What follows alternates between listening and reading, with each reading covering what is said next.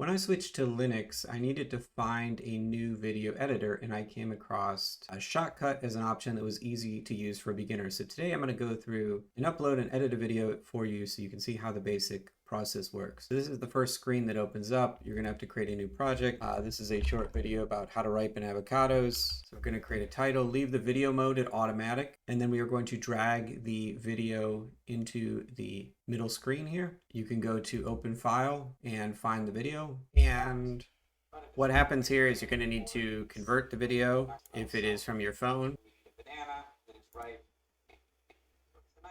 and if it is from the OBS, then you're not going to need to convert it. This is because your phone frame rate differs a little bit. Sometimes the frame rate drops due to overheating, and because of this, the video can start to stutter over time and your voice will not sync up. So you're going to let that complete, and then once that's done, you're going to drag this video down into this timeline here, and then we're going to go and edit it.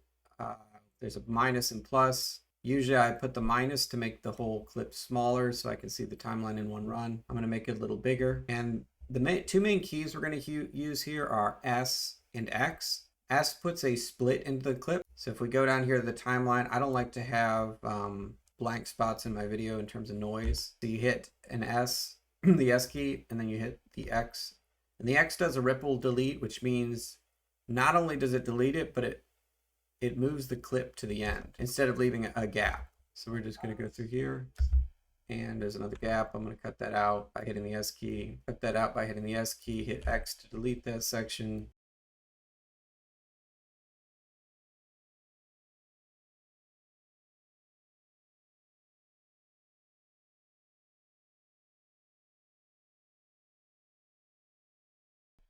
Yep, and there's our clip completed. Now what we're going to do is we're going to export. So we're going to export video audio, and it automatically usually picks a good name for it, and we're going to save that into our to upload folder, and then it is going to process this video in the upper right here.